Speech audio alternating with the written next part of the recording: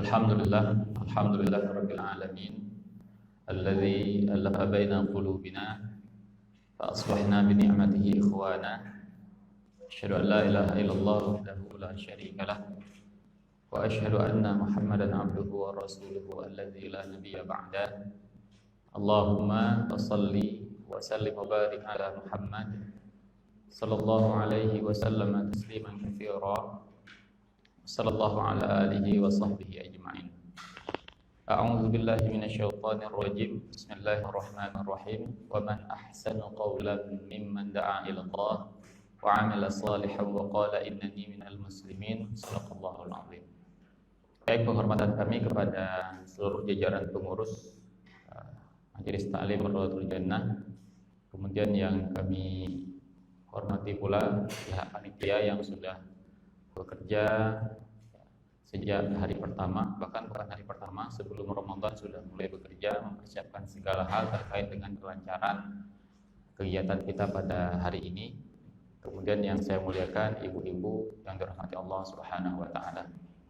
Puji dan syukur kita panjatkan kehadirat Allah atas segala bentuk limpahan rahmat dan juga curahan nikmatnya kepada kita semua. Allah masih mencurahkan ke dalam hati-hati kita kenikmatan iman dan Islam. Dan kemudian Allah memberikan kepada kita kenikmatan bertemu dengan bulan Ramadan. Semoga kenikmatan yang Allah berikan, ya, bertemunya kita dengan bulan Ramadan bisa kita syukuri dengan mengisi hari-hari di bulan ini dengan ketaatan kepada Allah Subhanahu wa taala. Kemudian tak lupa salawat beriring salam semoga senantiasa Allah curahkan kepada baginda Rasulullah Muhammad sallallahu alaihi wasallam. Begitu pula kepada para keluarga dan sahabatnya sekalian. Seharusnya yang tertera di pengumuman materi pada hari ini adalah menggapai naungan Allah Subhanahu wa taala di hari kebangkitan, ya. Tapi kemudian kemarin saya berubah pikiran, saya ganti judulnya dengan adab menerima dan menyebarkan berita dalam Islam. Kenapa saya ingin menyampaikan kembali materi ini? Sebenarnya materi ini kalau di Ramadan sudah saya sampaikan 2 tahun atau 3 tahun yang lalu. Kemudian saya tambahkan juga di pengajian rutin ketika saya menggantikan para ustadz yang berhalangan. Tapi sepertinya sudah beberapa kali disampaikan, berita hoaks masih mengerikan, ya. Sampai terakhir itu saya merasa gimana ya. Kemarin ketika kita mendengarkan musibah yang tenggelamnya kapal selam Nanggala 402 itu, kebetulan ada kakak kelas saya yang juga berada di kapal itu yang sudah dinyatakan gugur. Itu ketika pihak keluarga masih menunggu-nunggu, ya, kepastian dari abangnya, kepastian anaknya, bagaimana nasib anaknya. Kita berseliweran di grup WA itu bahwa kapal telah ditemukan, orangnya baik-baik saja. Itu kan bagaimana Bu ya perasaan keluarga, ya. Saya merasakan saja kalau saya sedang kehilangan barang, lagi nyari-nyari, tiba-tiba ada yang nyeletuk, kan dapat, rupanya nggak dapat. Itu kita bukan kecewa Bu, marah kita sedang serius, dia bisa bercanda. Nah, itu satu. Kemudian yang kedua, bukan hanya kemudian pada hari ini berita-berita seperti itu, bahkan sangat remeh Bu, ya. Seperti para sahabat mengatakan, kami itu dulu ketika berbuat sebuah kesalahan atau dosa, itu bagi kami masalahnya itu seperti gunung. Bagi kami itu persoalan yang besar seperti gunung. Tapi kemudian pada zaman kalian ini itu seperti seekor lalat yang hinggap di hidung kalian dan cuma kalian giniin saja, gitu. Padahal dulu itu persoalannya serius. Nah, ini juga persoalannya serius, Bu. Kenapa saya ganti materinya dari menggapai naungan Allah Subhanahu wa taala? Karena bisa jadi ini juga menjadi sesuatu yang akan membuat kita bermasalah di hari kiamat. Betul, Bu. Ini menjadi persoalan kita di hari kiamat. Bahwa yang kita pertanggungjawabkan itu tidak hanya melulu masalah harta, usia, keluarga, tapi juga apa yang kita ucapkan. Dan pada hari ini kita mulai sedikit mengucapkan dengan lisan, tapi kita sudah mulai banyak berkomunikasi dengan tulisan.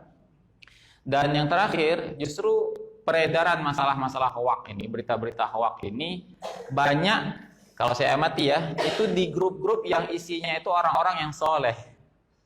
Orang-orang yang pergi ke pengajian, rajin sholat berjamaah, ya.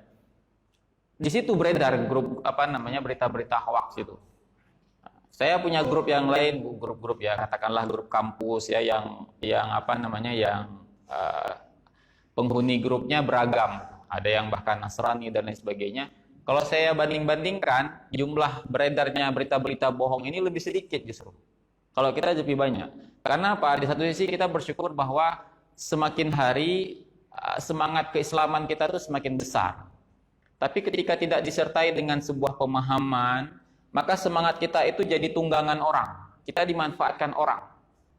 Ya. Dengan dalih ini membela Islam, dengan dalih ini kita ingin menyelamatkan orang dan lain sebagainya, kita pun kemudian bersemangat untuk menyebarkan berita-berita itu tanpa kita cross-check terlebih dahulu. Ya. Walaupun sebenarnya materi ini kurang diminati. Mungkin kalau saya tulis dari awal itu, cuman ada berita, kok saya datang aja. Karena kan kita semangatnya kan, hari kiamat gimana, kita berzikir, baca Quran. Nah, baca Quran dah kemarin kan. Nah, sekarang bagaimana caranya agar ketika kita mengisi Ramadan ini dengan amal soleh, itu jangan sampai nanti di luar bulan Ramadan atau bahkan di bulan Ramadan sendiri ada amalan-amalan lain yang membuat pahala kita bocor.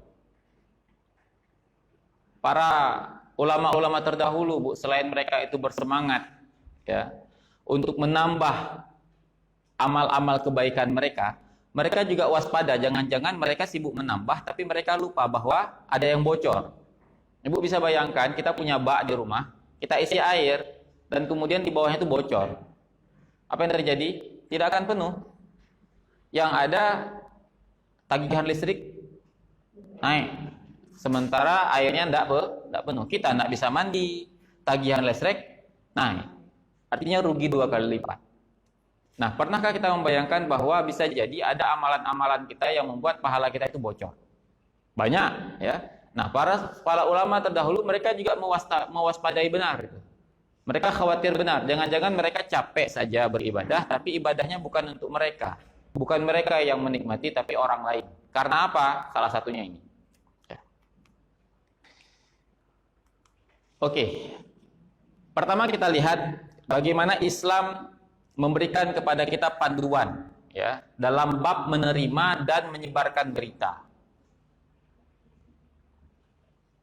Di sini Allah Subhanahu wa taala berfirman, "Ya ayyuhalladzina amanu in ja'akum fasiqum binaba'in fatabayyanu." Ya. Allah awali kalimat ini dengan panggilan kepada orang beriman. Artinya perintah setelah Allah memanggil ya dengan kalimat hai orang-orang beriman, atau setelah Allah memanggil hai orang-orang beriman kemudian dilanjutkan dengan larangan, maka yang bisa melakukan itu, yang bisa melakukan apa yang diminta oleh Allah itu orang yang memiliki keimanan. Keimanan terhadap apa? Kepada Allah Subhanahu wa taala, terlebih kepada hari kiamat.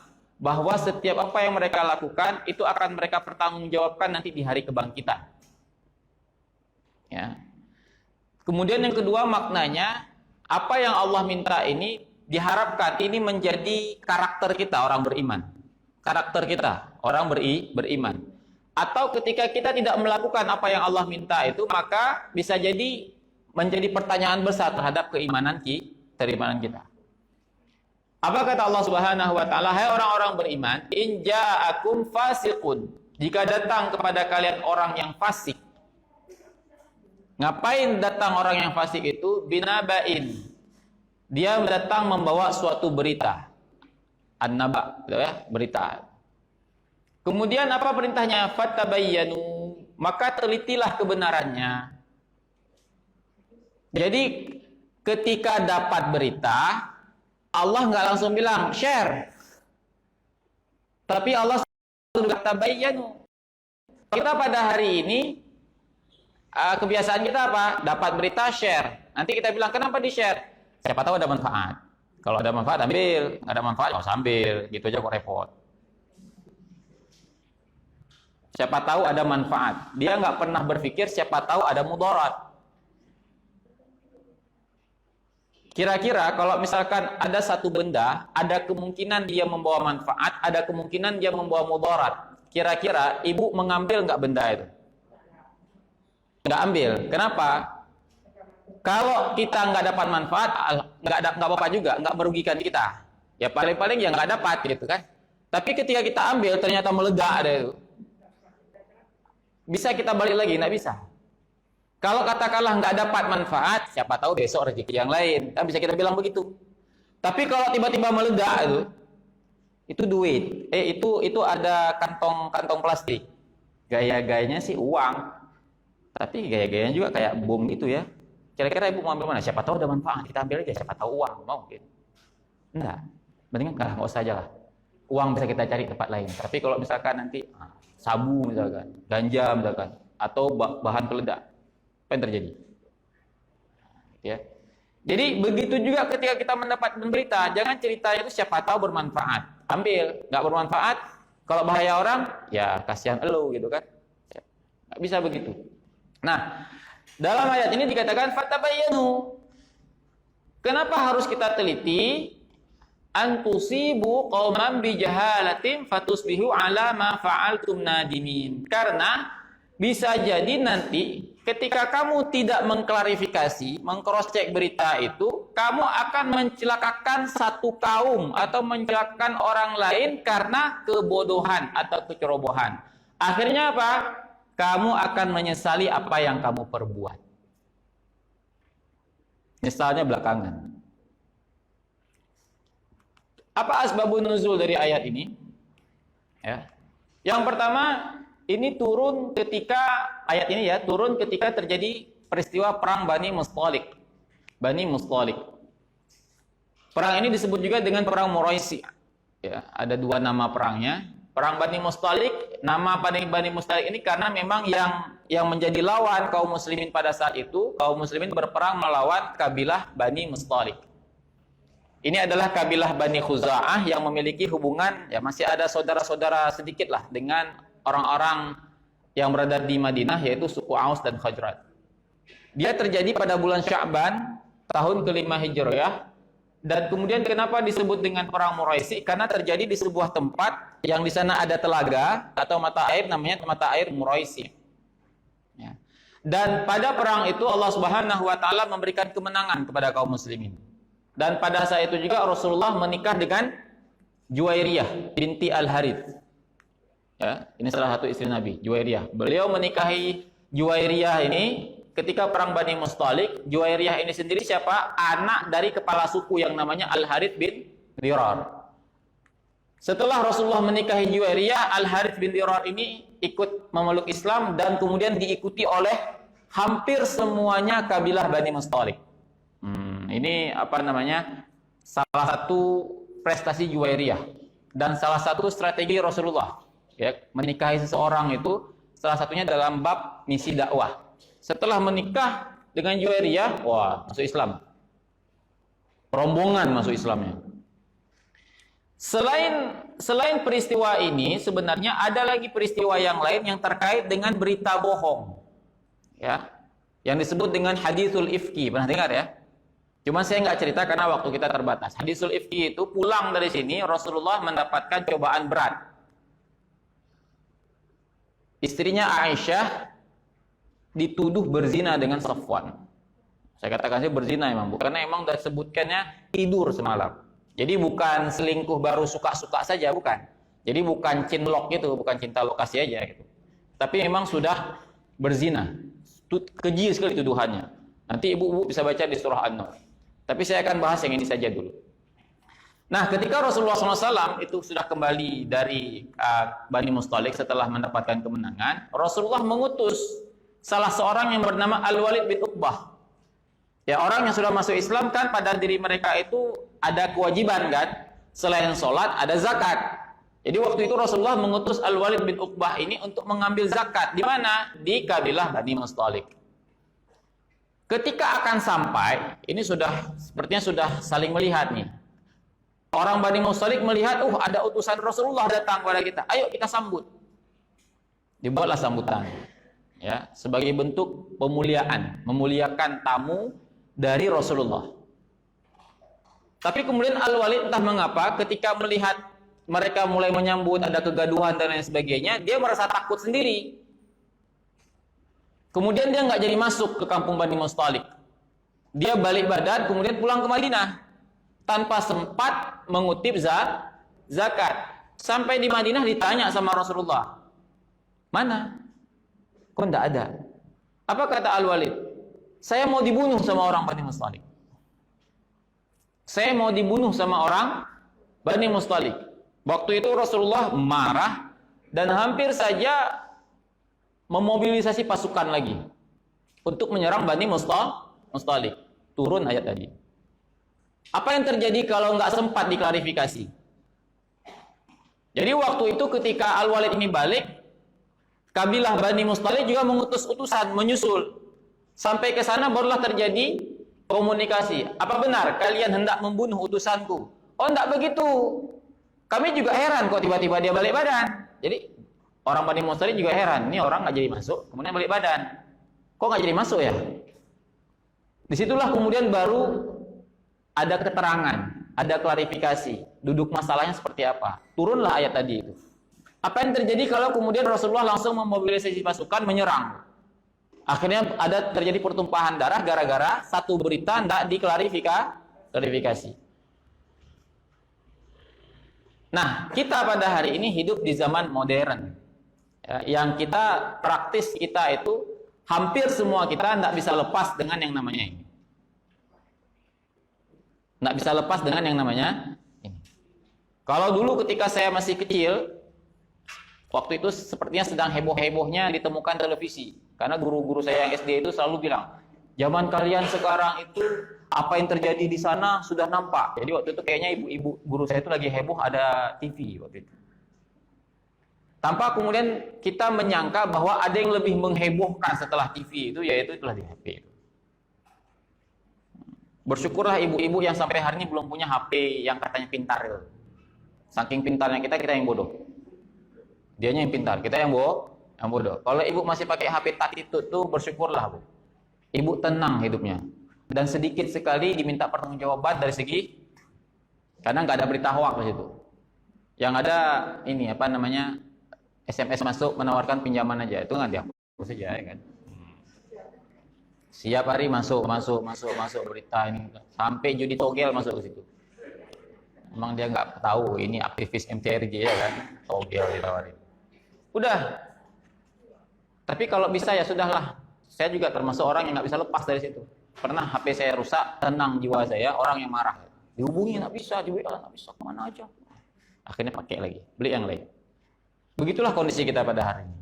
Nah, bayangkan kita ini hidup ada yang 40 tahun berinteraksi dengan banyak orang, berpisah, bertemu dan lain sebagainya. Di HP ini ada satu aplikasi, ada WhatsApp, ada Telegram, Bip dan lain sebagainya. Itu WhatsApp saja, itu rata-rata bisa jadi kita mengikuti bukan 5 grup, Bu. Ada 30 grup, ada 40 grup. Ini yang anak-anak milenial ini bisa jadi 100 grup. Ada grup keluarga inti, ada grup keluarga besar.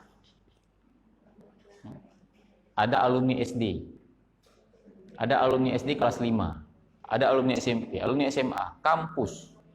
Nanti belum lagi MTRJ, ada jamaah MTRJ, ada jamaah tamu, ada pengurus MTRJ, ada pengurus MTRJ bersama pengawas. Itu aja MTRJ dari 5-10 gitu. Banyak sekali grupnya. Saya sepertinya lebih 100 grup saya itu. Lu bisa angka ya kan? Kita punya grup 100 dan satu hari itu sampai kepada kita katakanlah rata-rata 20 pesan. 2000 pesan. Itu enggak ada. Saya ada satu lagi tablet saya itu. Ada 2 grup saya pindah ke sana karena HP saya nggak kuat lagi. Itu ada 25 ribu pesan saya belum baca. Langsung saya baca. Apa yang dibilang sama dia? Semua didebatin. 25 ribu pesan Bu, saya nggak baca. Begitu buka hang juga tuh tablet saya. Karena sekali masuk 25 ribu pesan. Kita ini mudah informasi Bu, tapi jadinya sampah. Kita nggak pernah bisa memfilter, menyaring, gitu ya. Nah, dari sebagian besar berita-berita yang berseliweran di tengah-tengah kita itu, ada satu berita yang disebut dengan hoax. Ya. hoax atau hoax, apapun lah dia, HOAX, atau berita bohong, atau berita yang belum bisa dipertanggungjawabkan kebenarannya.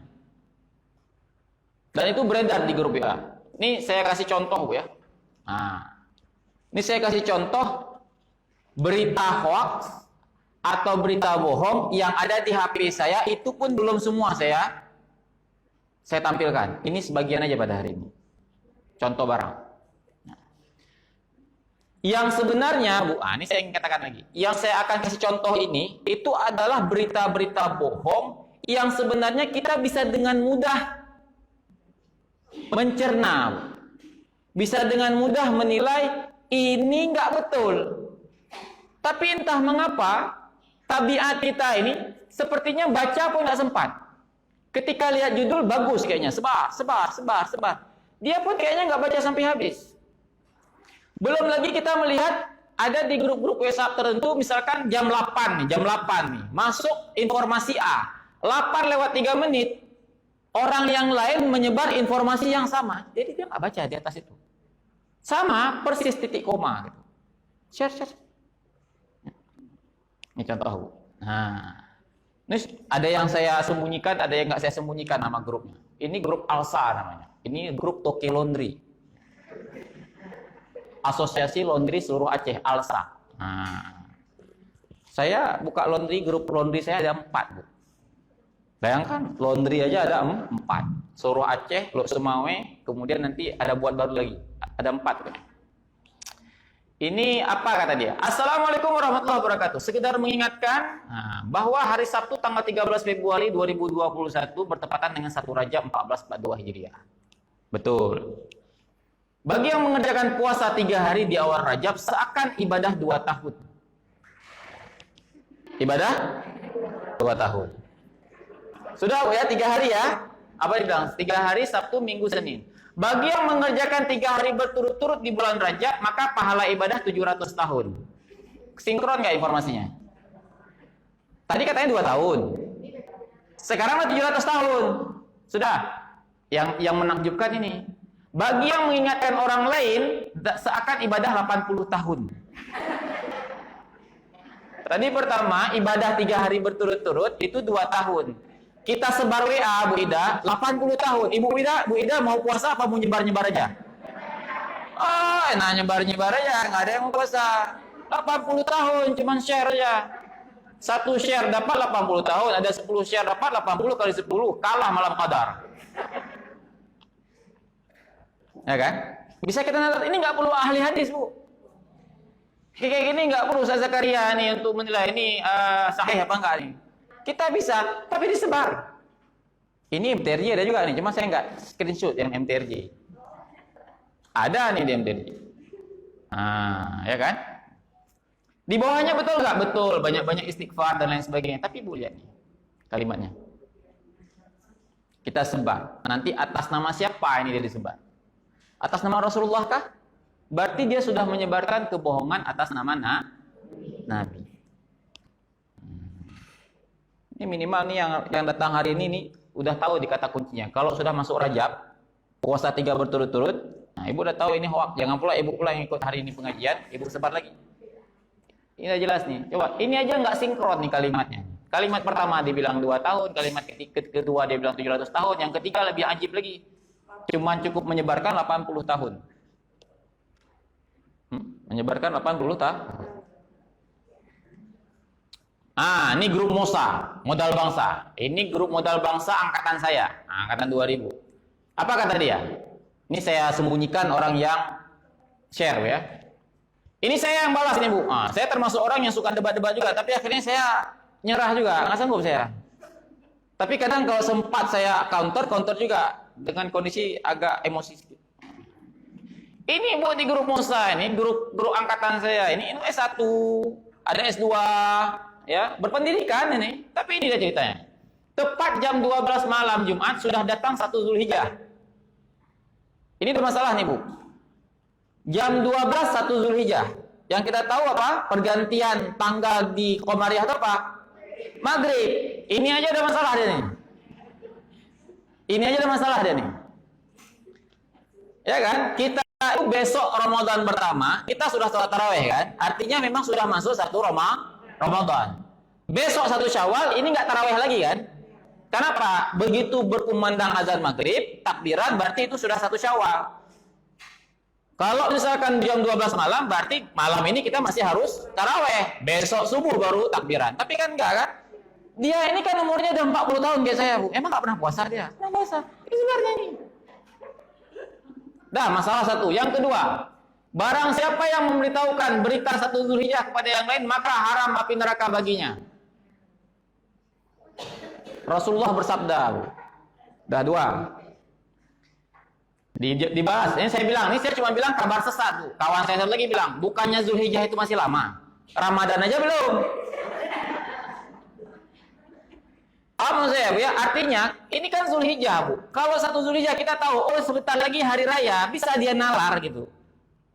Kalaupun dia nggak tahu bahwa pergantian hari dalam penanggalan Qomariyah itu maghrib, tapi kan kalau 1 Zulhijjah artinya apa? Sebentar lagi mau hari raya, kan bisa dilihat kalender. Kalau betul harinya 1 Zulhijjah, berarti kan 9 hari lagi hari raya. Ini bulan Ramadan aja belum. Ini kan tidak. Bulan Zulhijjah masih lama, Ramadan aja belum. Yang penting kan kopas. Hahaha. Spirit. Padahal dia baru share apa? Rasulullah bersabda. Ini bohongnya bukan 1, Bu. Pertama yang 1 di atas. Ini nanti sebenarnya bukan Zulhijjah aja, Bu. Nanti ada lagi Safar. Jam 12 hari ini sudah masuk 1 Safar. Padahal itu bulan Rabiul Awal. Pokoknya setiap bulan ada ceritanya. Barang siapa yang menyebarkan, yang memberitahukan bahwa hari ini 1 Muharram, haram apinya bagi neraka. Nanti Safar begitu lagi. Tinggal diganti nama bulan saja. Tapi tetap Rasulullah bersabda. Saya nggak ingat ini di grup MTRJ atau enggak. Nggak ingat saya. Tapi kok ini ada. Di grup Baitur Rahman juga ada nih. Ini mohon maaf ya, agak vulgar saya bilang, agak vulgar. Tapi harus saya bilang, ini kan kemarin lagi sibuk vaksin segala macam ya, vaksin COVID itu. Ibu mau vaksin terserah, ibu enggak mau vaksin hak kita terserah. Tapi jangan sampai kemudian kita yang nggak mau vaksin itu menyebarkan berita-berita yang nggak benar, menakut-nakuti orang. Kalau saya gimana? Kalau saya ada vaksin, saya vaksin aja. Nggak ada vaksin, nggak saya minta. Kalau datang nanti, vaksin. Tapi kalau nggak ada mana vaksin nggak juga. Jadi santai hidup kita. Dah. Jadi waktu itu ada berita, Bu, bahwa kalau kena vaksin itu, maka kemaluan laki-laki itu bisa bertambah 3 inci. Ini ada di grup. Nih. COVID-19 vaccine has shown to increase penis length by 3 inch in some individuals. Disebar nih, Bu. Waktu itu dia foto, itu di dalamnya bukan isinya di grup, nggak saya sebut nama grupnya. Itu orang yang rajin ke masjid, Bu. Ya, grup aktivis dakwah. Nah, saya bilang aja grup aktivis dakwah. Ini di share. Ya, waktu itu koran. Entah koran dari mana? Entah Bangka Pos, entah apalah gitu.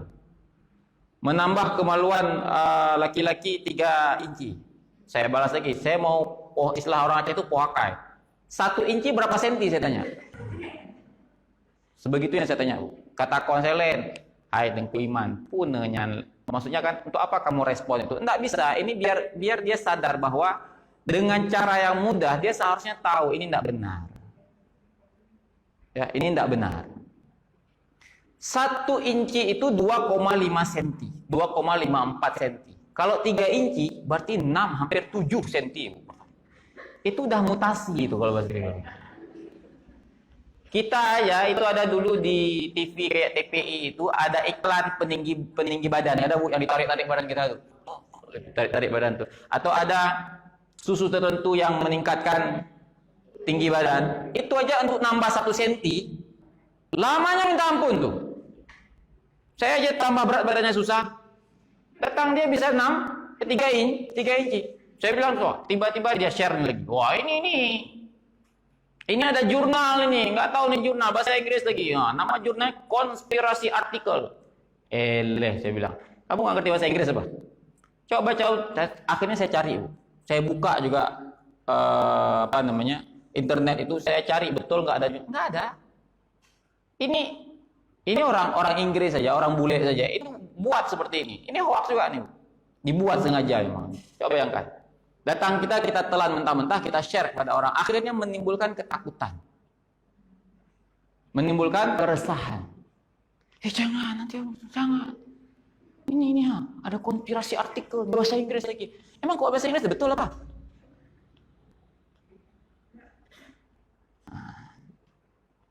Akhirnya tak terima, entah nggak, dia lupa saya.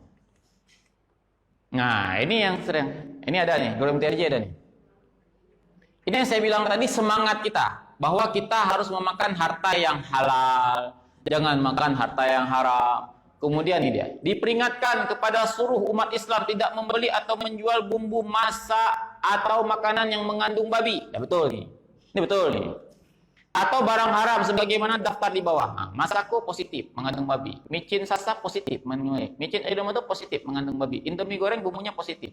Memang Indomie rebus nggak ada positif. MUI rilis MUI 10 Desember 2020. Tolong di-share ke grup yang lain atau kepada teman sebanyak mungkin sama muslim sambil beribadah. Ini mudah nggak, Bu? Kita nalar bahwa ini hoax.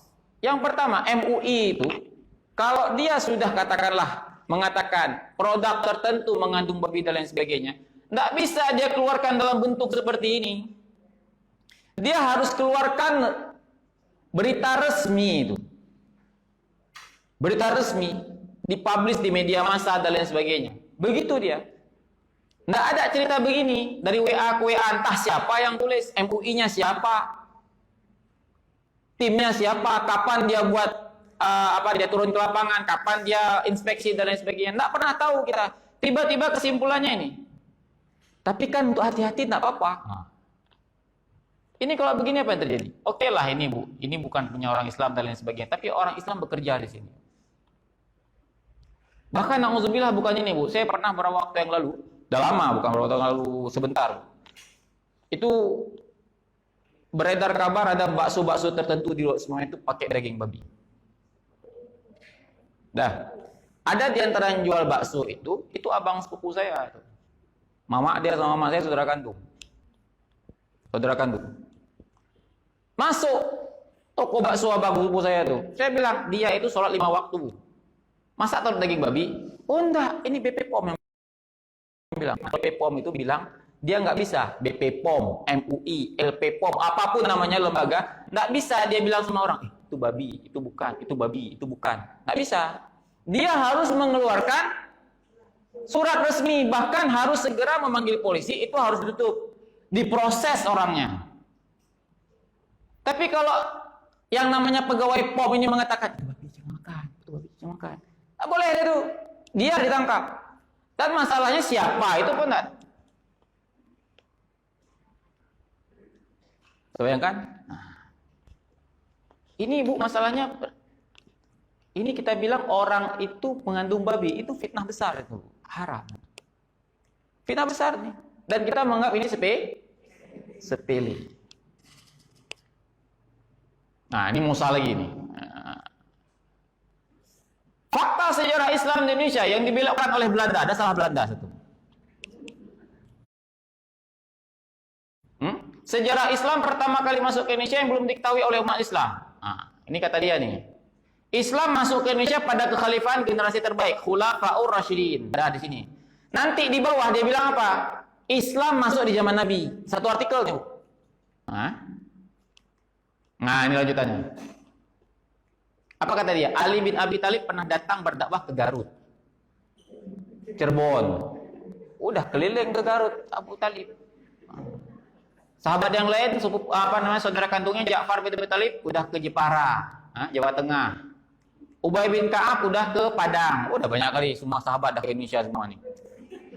Abdullah bin Mas'ud ke Aceh Darussalam. Abdurrahman bin Mu'az bin Jabal itu sudah ke Barus, Tapanuli, bahkan ada ke Papua. Gimana ke Papua tadi? Aduh. Ini, Bu.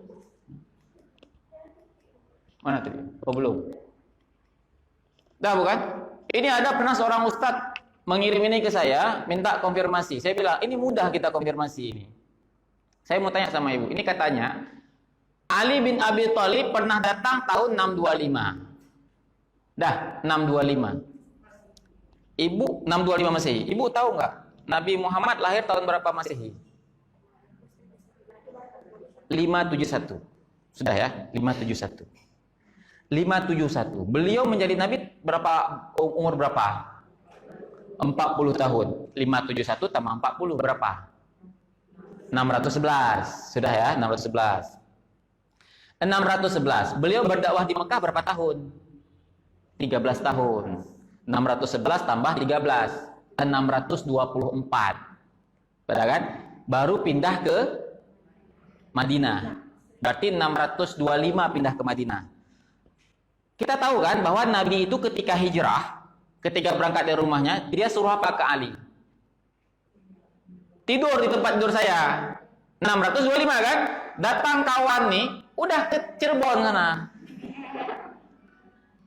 Angka-angka gitu kan mudah, Bu. Ini nggak perlu pakar sirah kayak gini nih. Angka-angka itu begitu mudah. Ali bin Abi Thalib sedang tidur tuh. Kata kita udah di Cirebon dia. Kapan dia pergi? Kapan dia pergi ke Cirebon?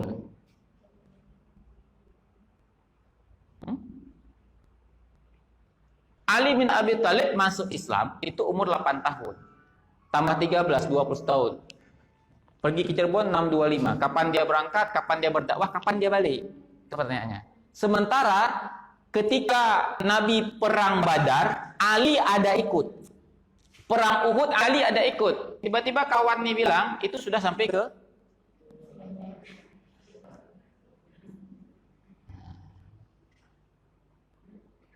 Belanda pula. Saya bukannya pro Belanda, Bu. Tapi Belanda pun marah nih. Semua saya salahin. Semua saya salahin.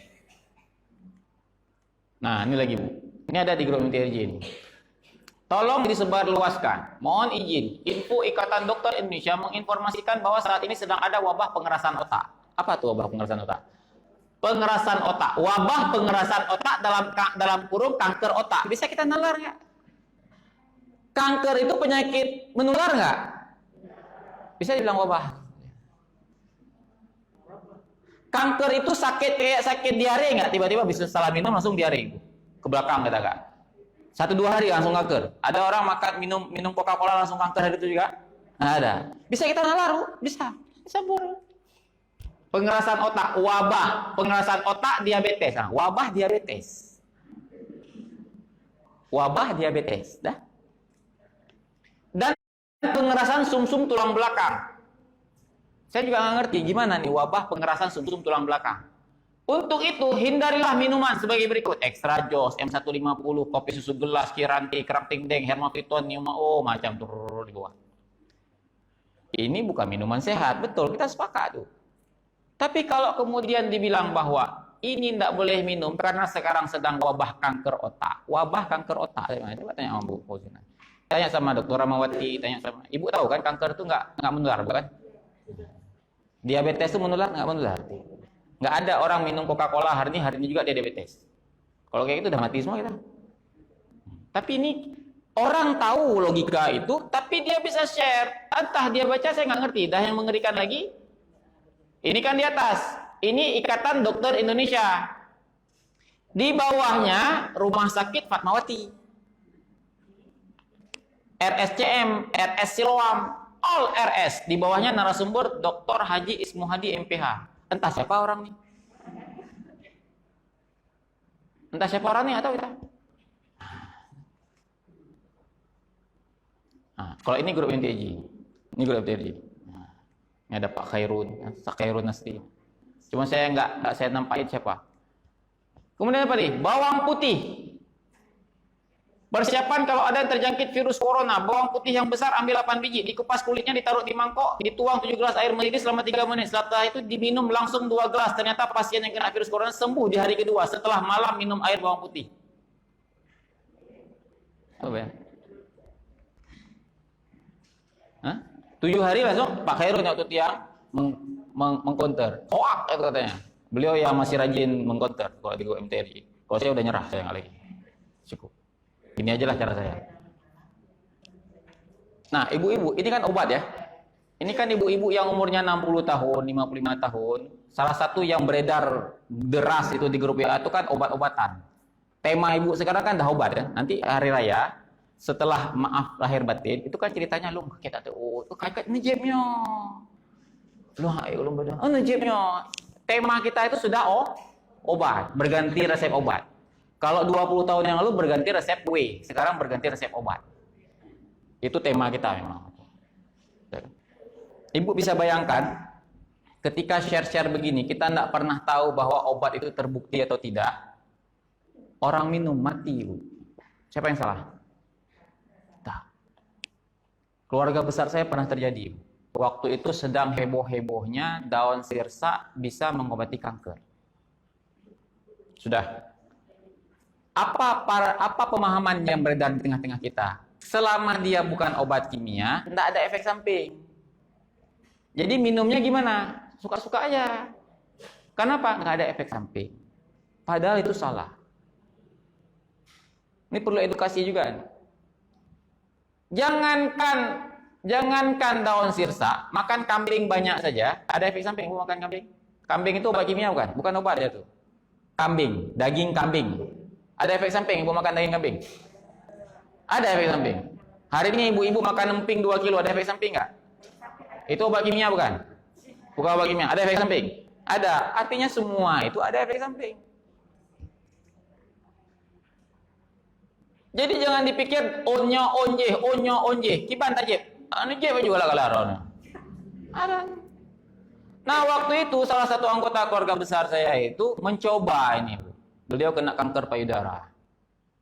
Minum, Bu. Ya, minumnya itu tadi. Bluk, banyak minum itu. Turun albuminnya, Bu. Akhirnya meninggal. Tetangga saya, darah tinggi, Bu. Seorang bapak, darah tinggi. Apa kata orang? Ngejek mentang olimeng. Daun belimbing yang buah itu. Bagaimana cara minumnya? Minum aja terus. Dia minumlah, Bu.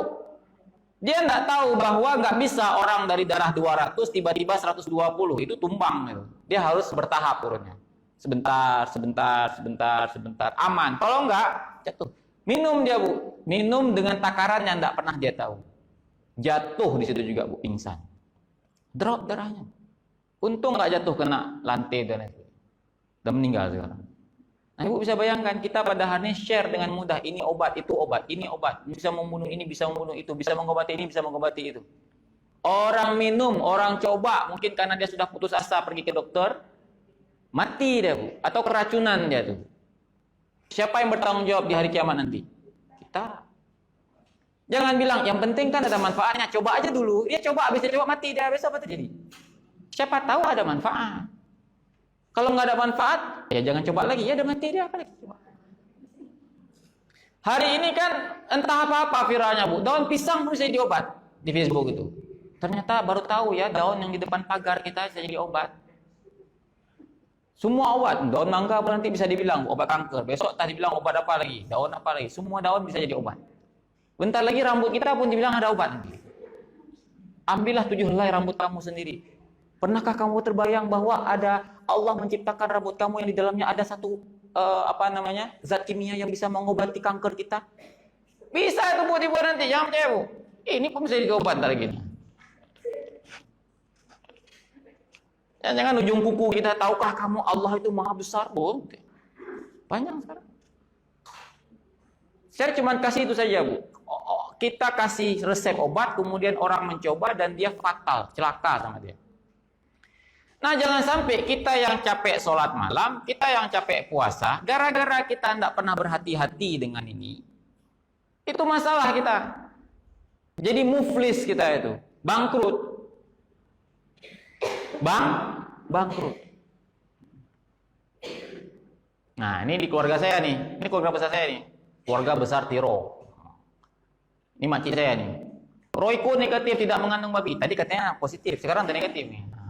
Micin sasa positif. Nah, tadi betul positif. Indomie goreng ini positif. Tadi di atas negatif. Saus tiram negatif. Tepung bumbu sasa negatif. Kalau micinnya positif, tepungnya enggak. Oke. Sajiku negatif, tidak mengandung babi. Supaya diperhatikan. Alhamdulillah akhirnya umat Islam tahu. umat Islam tahu juga, semoga bermanfaat. Posting dari Kiai Haji Dr. Muhyiddin Junaidi LCMA. Siapa dia ini? Dibuat di sini bidang kerjasama internasional. Ini juga bisa dinalar, Bu, bahwa setiap kali lembaga mengeluarkan sebuah berita, apa hubungan bidang kerjasama internasional? Seharusnya apa? Humas. Ini begitu kita udah bilang Kiai Haji Doktor, tak betul lah, mana ada cerita? Ini belum kita tahu apa betul dia ini orang MUI, belum tentu juga. Nah, ini lagi. Ini di grup Siroh. Oh, ini canggih-canggih nih ya anggota grupnya nih. Ini soleh-soleh nih, ini grup Siroh. Ibu pernah terasa nggak bahwa WA ibu dihack? Dihack sama orang, jadinya diambil pulsa kita isi pulsa tiba-tiba diambil sama orang. Kenapa itu, Bu? Ini kayak gini nih, ada link dengan embel-embel dapat kuota 35 GB gratis dengan syarat menyebarkan ke 5 orang. Nanti dapat gratis, bahkan nanti tahap apalah ini. Akhirnya kita klik ini, begitu kita klik ini adalah punya orang ini semua kita. Akhirnya tiba-tiba nomor WA kita nyampe ke tempat orang, udah minta duit, ya kan? Kayak gitu. Misalkan Ibu Ipah, nomornya Imanullah Imam. Assalamualaikum Bu, Waalaikumsalam. Bu, bisa tolong saya sebentar? Tolong kirim 5 juta sebentar, ATM saya macet. Oh, Ustaz Imanullah ini perlu uang 5 juta. Ayo kita bantu yuk, saya yang beliau gimana lagi, siapa lagi yang buka? Bantu terus. Orang udah senang-senang kali 5 juta masuk. Saya pernah tuh ditelepon sama orang. Tiba-tiba, Hanan itu solelun. Kita kan gak enak ya, begitu dia bilang, kamu gak kenal lagi siapa saya? Siapa ya? Ini pernah jadi di tentara katanya. Oh, kalau di tentara ada kawan saya namanya Reza, saya bilang. Reza ya? Iya Reza, tapi cara dia ngomong nggak begitu. Karena yang saya bilang Reza TNI ini pernah ngaji sama saya. Maksudnya cara ngomongnya begitu kan? Orang dulu, Pak, sekarang nggak kenal lagi sama saya. Lain, berarti saya. Saya sedang di jalan tuh. Tolong kirim pulsa sebentar, saya perlu kali ini. Saya nggak bisa keluar dari ruangan segala macam. Oh ya sebentar ya. Cuman karena saya sedang nyetir, nggak di Selawah lagi, nggak ada counter. 10 menit kemudian dia telepon, udah kirim? Belum, bentar, ini saya masih di Selawah nih. Begitu saya berhenti, ada nomor dia yang lain, saya telepon. Nah, ini baru lain suaranya. Gimana Pak? Ada bisa saya bantu? Saya sehat? Sehat Pak. Kenapa Pak? Tadi ada yang telepon saya, minta pulsa. Oh bukan saya Pak. Nah, kawan saya 300.000 Bu. Kirim. 300.000. Hilang duitnya. Nih dia. Jadi kalau ada nanti berita-berita begini, jangan klik-klik terus. Gara-gara tergiur dengan kuota gratis. Nah, ini syiar menghibah subuh. Ini syiar menghibah subuh. Orang pergi subuh ini, Bu. Pesan dari Arab Saudi. Wah, kan canggih nih, pesan dari Arab Saudi. Dari mana nih? Dari juru kunci penjaga utama masjid di Mekah. Dia berkata, ini kan model dulu kan Bu ya, Ibu ingat nih, pesan dari juru kunci makam Nabi Muhammad. Tahun 80-an ketika saya kecil, itu beredar dalam bentuk fotokopi. Entah siapa itu. Dulu dia juru kunci, sampai saya umur 40 masih juru kunci dia. Hebat kali ya, Syekh ini. Panjang kali umurnya kan. Tahun 80, 86 tuh, juru kunci dia Bu. Umurnya mungkin 40. Sekarang saya 40 tahun, dia masih juru kunci. Masih dia ngomong. Pesan dari Arab Saudi. Dulu kan fotokopi ya. Memang awalnya betul dia bilang, banyak berzikir, ingat mati, ingat hari kiamat sebentar lagi. Di bawahnya yang mengerikan, kalau enggak fotokopi, celaka. Contohnya, Menteri Malaysia, dari mana Menteri Malaysia? Pokoknya nggak ada Menteri Indonesia itu pun, semua Malaysia. Datang kepada dia berita ini nggak mau dia fotokopi, besok dia dipecat. Datang berita ini nggak mau dia fotokopi, besok mati mendadak anaknya. Datang berita ini macam ceritanya. Akhirnya orang ketakut. Orang nggak lihat keutamaan berzikir. Orang nggak lihat pesan dia bahwa zikir yang banyak, ingat kematian. Orang nggak itu dia pikir. Orang dipikir fotokopi ke 10 orang. Zikir nggak juga. Supaya Anda ada malah peta. Nah, karena zaman semakin canggih, kalau dulu main fotokopi, sekarang nggak, copy paste, share. Dia berkata lagi bahwa setiap muslim yang mendapatkan, dia berkata lagi, Bu, setiap muslim yang mendapat pesan ini harus membaginya dengan setidaknya 20 muslim yang lain yang tidak sadar. Dan siapapun yang menerima pesan ini dan membagikannya tidak akan pernah kekurangan. Nabi SAW mengatakan orang itu akan memasuki jannah dengan keluarganya. Nabi mengatakan, barang siapa share ke-20, mana ada hadis Nabi share ke-20, share. Memang dulu ada like, comment, and share. Zaman Nabi. Tiba-tiba ada hadis baru hari ini. Barang siapa yang share ke-20, kata Nabi. Kapan dia ketemu Nabi itu? Di-share juga. Nenas. Nah, ini nenas lagi, Bu. Nah, ini saya bilang obat tadi. Air nenas panas. Tolong sebarkan. Profesor Khairul Husain dari Rumah Sakit Umum Angkatan Darat Jakarta menekankan. Nah, ini siapa Khairul Husain ini? Ini dibilang apa? Khairul Husain.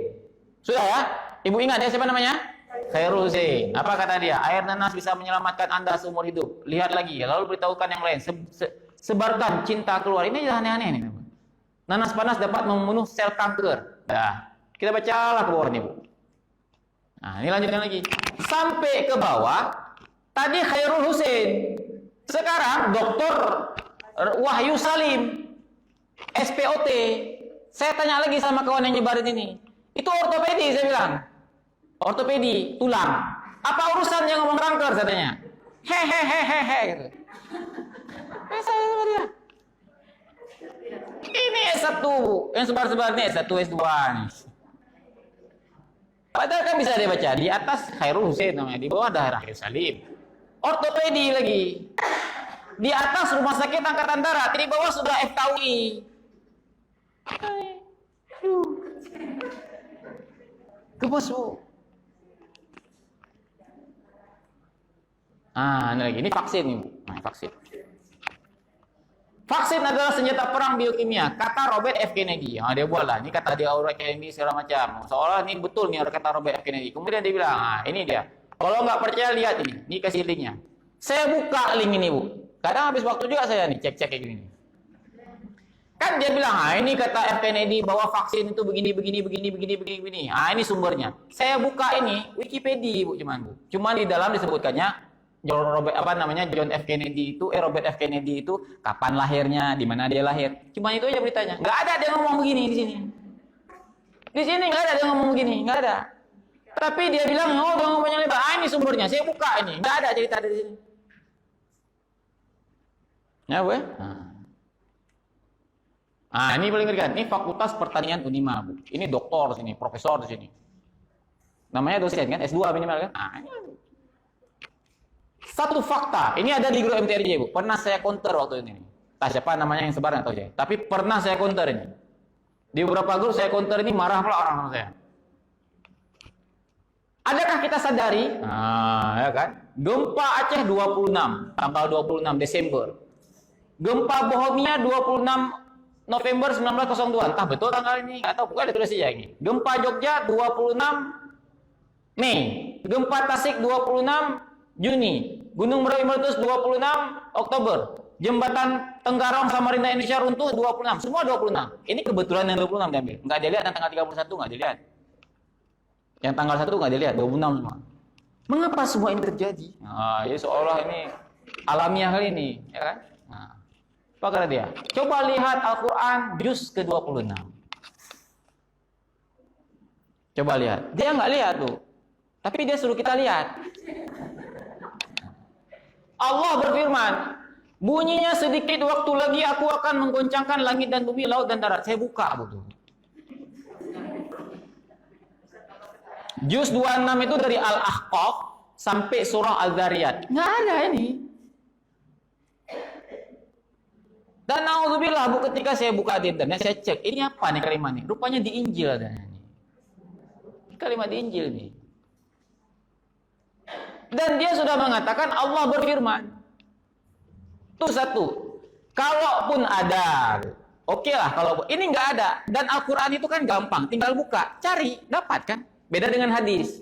Kita nggak tahu ini sahih, ini dhaif, ini maudhu. Tapi Al-Quran kan bisa dilihat. Bahkan di HP kita tuh bisa search gitu. Kita ketik kata kunci dapat. Ini enggak ada, jadi langsung di-share. Terus yang kedua, apakah Nabi SAW mengajarkan kita cocok logi begini? Enggak ada. Zaman Nabi pernah terjadi gempa enggak? Pernah. Apa Nabi bilang? Coba lihat tanggal berapa hari ini? Tanggal berapa, Umar? Tanggal 10, wahai Rasulullah. Coba buka juz 10. Apa yang bilang? Juz 10 itu banyak ayat. Ayat yang mana? Terus, kalau kejadian tanggal 31, mana ada juz 31? Mana juz 31? Pernah saya tanya, Bu, saya pohaka itu. Kalau menurut kamu setiap gempa kita harus lihat juz Al-Quran. Kalau gempa tanggal 31, mana juznya? Nah, ada. Oh, jangan main-main dengan Al-Quran. Al-Quran ini bukan untuk didiskusikan. Yang diskusikan siapa? Terus kenapa bukan surat yang kesekian? Kalau gempa tanggal 26, kenapa enggak surat yang ke-26? Atau kenapa enggak ayat yang ke-26? Kenapa enggak halaman ke-26? Kenapa harus juz? Dari mana landasannya? Kalau bukan cocok loh. Ini banyak di guru NTRJ, banyak nih. Ini sekarang lagi nggak ada nih, nggak ada berita ini karena nggak lagi musim gempa. Nanti 3 hari lagi gempa, mau gempa tanggal 10 tetap tanggal 26 teman-teman. Ini Bu, sudah Allah berfirman, dia bilang. Bukan lagi berdusta atas nama Nabi, tapi sudah berdusta atas nama Allah. Bu bisa bayangkan yang kayak gini bisa buat kita bermasalah di hari akhirat. Padahal ini perkara sepele. Asam lambung, ini lagi nih. Ini orangnya canggih-canggih dalam ini, Bu. 1500 tahun yang lalu Rasulullah SAW sudah tahu obat asam lambung yang kini banyak merenggut jiwa manusia. Dokter zaman now sudah tahu formula ini, kayaknya dokter zaman now bodoh semua, nggak tahu nih. Rupanya obatnya apa? Garam. Marah dokter, memang gua nggak tahu garam itu apa. Nabi bersabda, jilatlah garam sebelum dan sesudah makan.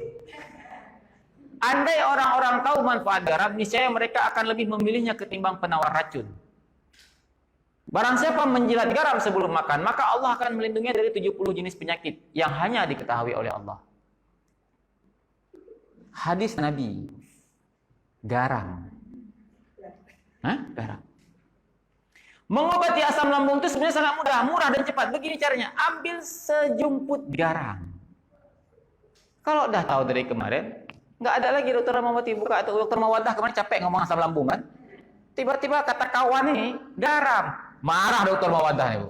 Garam. Orang meneliti puluhan tahun tentang asam lambung, datang dia dengan garam sudah selesai penyakit. Ini di grup NTRJ ada nih. Ini ada nih, saya ingat nih. Ini ada. Saya mau tanya, ada yang guru kimia di sini? Ada guru kimia di sini? Nah, ada ya. Kalau kemarin di Baitur Rahman ada guru kimia, dia bilang, ini salah nih Ustaz. Apa bilang? Caranya gimana? Kenapa? Dibuat ini. Jadi dibuatlah rumus-rumus kimia ini sehingga seolah-olah ilmiah, sehingga seolah betul. Ini mana ada NaCl tambah H2O sama dengan NaOH sama HCl. NaOH itu natrium hidroksida kata dia.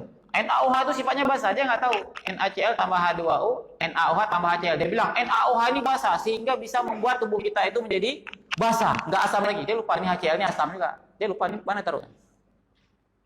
Dan ini rumus kimia salah. Kimia saya Bu, 6 Bu, SMA. Saya emang bodoh kali kimia. Tapi saya bilang, bodoh-bodoh saya tahu ini salah lah. Saya bodoh kimia, saya tahu ini salah. Tapi ini di-share. Apa cerita Bu? Kalau misalkan orang ketika membaca ini, dia makan garam, pokoknya bapak nak, karena asam lambung nak, garam mana? Karena kata itu, rupanya dia darah tinggi. Dia makan garam tiap hari, meninggal dia, hilang asam lambung, darah tinggi dia. Gara-gara kita. Aduh, bilang. Tapi semoga ibu-ibu paham ya. Ibu-ibu boleh ketawa sekarang. Saya berusaha berharap ibu-ibu tuh kalau ngerti gitu Bu. Ini bukan, walaupun boleh kita ketawa ini lucu memang. Kalau sekarang lucu. Tapi kita harus pahami bahwa ini persoalan yang serius Bu. Serius. Akhirat kita serius. Ini saya bilang tadi. Apa kata Rasulullah? Sesungguhnya berdusta atasku itu tidak sama seperti berdusta dengan orang lain. Dusta itu saja dosa. Tapi kata Nabi, kalau ada orang yang berdusta atas namaku, maka apa kata dia? Dia mengambil tempat tinggalnya di neraka. Ibaratnya sudah pesan tempat di neraka. Tadi ada yang berdusta atas nama Allah. Ibu mulai suka-suka lah berapa malam gitu. Wow, saum sunnah suka-suka berapa malam. Tapi ini kebiasaan kita, barang siapa berdusta atas nama aku, siap-siap. Nah, kemarin lagi pas COVID kan, wudu. Bahwa pada akhir zaman nanti akan terjadi wabah. Umatku akan terlindungi karena selalu menjaga wudu. Hadis riwayat At-Tabrani. Kalau mau wudu, wudu aja, Bu. Banyak keutamaan wudu yang lain. Tapi kalau kemudian wudu ini diyakini bisa mencegah COVID gara-gara hadis tadi, itu petaka 12. Pertama, hadisnya palsu. Oh Ustaz, kok enak-enak aja bilang palsu? Boleh juga. Kita nggak usah lihat apakah itu palsu atau tidak. Memang sahabat nggak ada yang mati karena wabah. Banyak. Abu Ubaidah bin Jarrah itu meninggal wabah ta'un di Syam. Meninggal beliau. Itu sahabat yang dijamin masuk surga. Mau bandingkan wudhu kita sama Abu Ubaidah. Ini orang sudah jamin masuk surga, Bu. Sahabat banyak yang meninggal, bukan satu. Kena wabah. Umar waktu itu begitu mau masuk negeri, begitu tahu ada wabah, apa Umar bilang? Tenang aja, men. Ada wudhu kita. Enggak. Umar bilang, oh enggak, kita enggak boleh masuk. Kita pindah ke tempat yang lain. Ditegur sama sahabat yang lain. Wahai Umar, apakah engkau akan melarikan diri dari takdir Allah? Enggak, aku enggak lari. Aku berpindah dari satu takdir Allah ke takdir Allah yang lain. Enggak ada Umar bilang, kita kan sudah wudhu. Hadisnya itu tadi. Enggak apa-apa, dilindungi. Rasulullah yang menjamin, enggak apa-apa. Kalau mau wudhu, wudhu aja. Banyak keutamaan wudhu. Tapi jangan kemudian kita meyakini wudhu itu mencegah kita dari COVID, sehingga kita merasa aman, tidak perlu pakai masker, tidak perlu ini. Gak usah vaksin-vaksin, yang penting wudhu. Ada cerita. Ini saya bukan utusan Bu Hozena suruh ibu vaksin, ya bukan. Saya terserah ibu aja. Tapi nggak ada cerita. Cukup wudhu, nggak usah vaksin, itu bahaya kali. Dengan dalil hadis yang karena coba lihat Bu, hadis itu nggak ada matan Arabnya, Bu. Karena emang yang cipta orang Indonesia asli. Yang cipta orang Indonesia asli.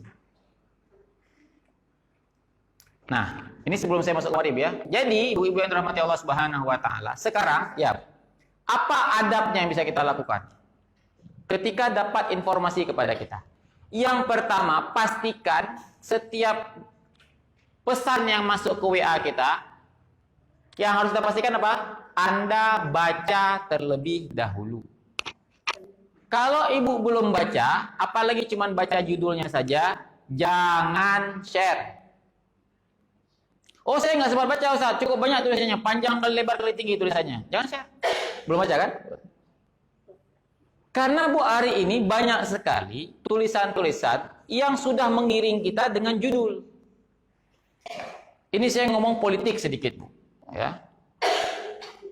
Ibu kenal Pak Patrialis Akbar? Hah? Kenal? Mantan hakim MK, masalah saya. Betul ya? Beliau pernah ditangkap sama KPK. Tahu beritanya? Oh, nggak tahu masalah. Tapi pokoknya saya mau cerita. Ditangkap sama KPK. Sudah. Kan berarti kan ada tuduhan korupsi.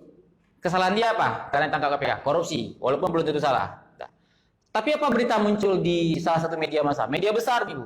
Patrialis Akbar ditangkap di pusat perbelanjaan bersama seorang perempuan. Apa yang ada di pikiran orang? Saya baca komen di bawah, dasar. Udah koruptor, mata keranjang. Oh, nggak ingat apa istri di rumah. Betul-betul makan uang. Udah dimaki dia, Bu. Kenapa judul? Ditangkap di pusat perbelanjaan bersama perempuan. Betul nggak di pusat perbelanjaan? Betul. Betul nggak bersama perempuan? Betul. Istrinya. Di dalam baru dibilang, dia ditangkap sedang berbelanja di Pondok Indah Mall bersama istrinya. Di dalam berita itu baru dibilang perempuan itu istrinya. Di atas ada dibilang istrinya. Enggak, bersama seorang perempuan. Orang hanya membaca judul langsung memaki dia. Kenapa? Digiring opini orang. Disembunyiin. Nah, jadi apa? Kalau kita ada berita, pastikan baca. Enggak sempat baca, Ustaz. Jangan share. Jangan komen. Oke, sudah baca Ustaz. Kalau sudah baca, pastikan benar. Oh, itu saya nggak bisa Ustaz. Jangan share. Karena Rasulullah mengatakan, "Man kana yu'minuna billahi wal yaumil akhir falyaqul khairan aw liyasmut." Barang siapa yang beriman kepada Allah dan beriman kepada hari akhir, hendaklah dia berkata baik atau diam. Kita belum tahu nih, karena kita belum bisa pastikan. Berarti kan belum tahu baik atau tidak. Dan nggak sempat cek, diam lebih baik. Jangan cek. Jangan share. Atau tanya dulu, paling gampang tanya. Ini kan nomor WA semua grup itu ada ustaz-ustaz tuh. Kalau tanya hadis, tanya sama share lu, Ustaz, apa betul hadis ini? Tanya sama Ustaz Zakaria. Saya dapat berita nih. Kenapa enggak ustaz aja yang counter? Langsung gue baca semuanya. Tanya dulu, Ustaz, apa betul nih? Apa boleh saya share nih? Kalau dibilang, oh itu enggak, berarti jangan share. Kalau belum dapat, ya udah nggak usah share, diam. Itu lebih selamat. Kalau sudah baca, benar Ustaz. Benar, sudah benar. Bisa share? Belum juga.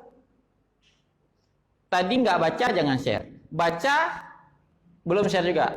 Cek benar atau tidak. Udah benar. Udah bisa share? Belum.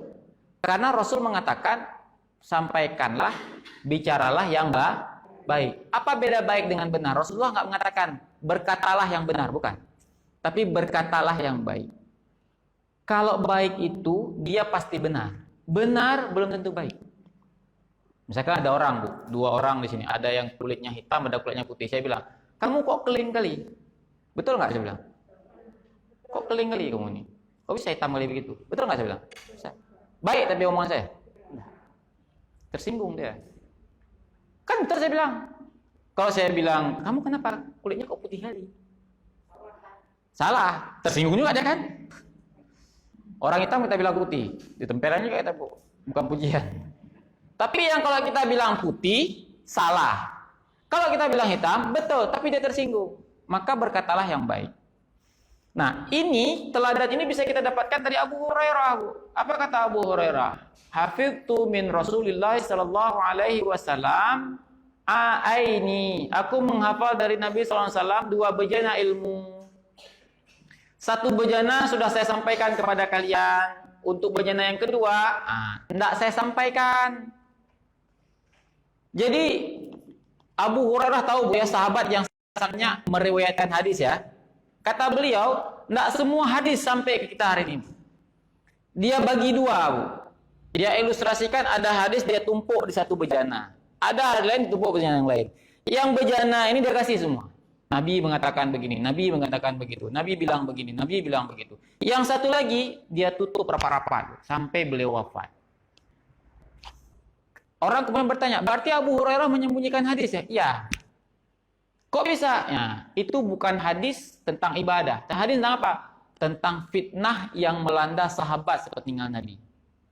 Kenapa dia nggak sampaikan? Khawatir muncul persoalan baru. Bisa jadi dia dibunuh. Karena di hadis-hadis itu bisa jadi Nabi mengatakan si fulan akan membunuh si fulan. Si fulan ini orang munafik. Si fulan ini orang munafik. Tiba-tiba Abu Hurairah mengatakan, Nabi SAW berkata, dia munafik. Bisa dibunuh dia. Atau bisa terjadi pertumpahan darah yang baru. Padahal hadisnya sahih. Tapi beliau tidak bilang, bukan hadisnya tidak benar.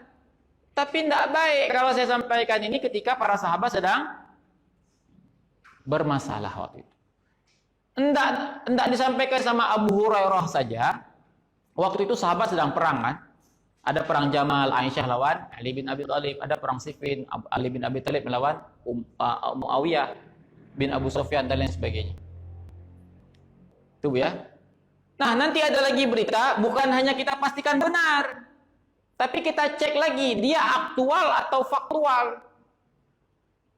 Apa itu faktual? Faktual itu fakta, Bu, bahwa itu benar terjadi. Aktual itu kejadiannya sudah lama atau baru? Kalau baru itulah aktual dia. Ada berita pada hari ini, Bu, video misalkan. Wah, inilah dia tsunami melanda Aceh. Ngeri kali, ya. Ini video baru nih. Oh, video baru nih, nggak pernah kita lihat nih ada tsunami. Padahal tsunami di Jepang. Dibilang di Banda Aceh. Atau katakanlah ada berita gitu. Banda Aceh sedang terjadi kerusuhan massal. Wah, Bu Ipah ada kalang kabut. Ya ampun. Betul. Banda Aceh kerusuhan massal. Tapi lihat di sudut sana, Bukan tahun 2021, tahun 2015. Itu hoax betul, Bu. Beritanya betul, tapi bukan sekarang. 5 tahun yang lalu.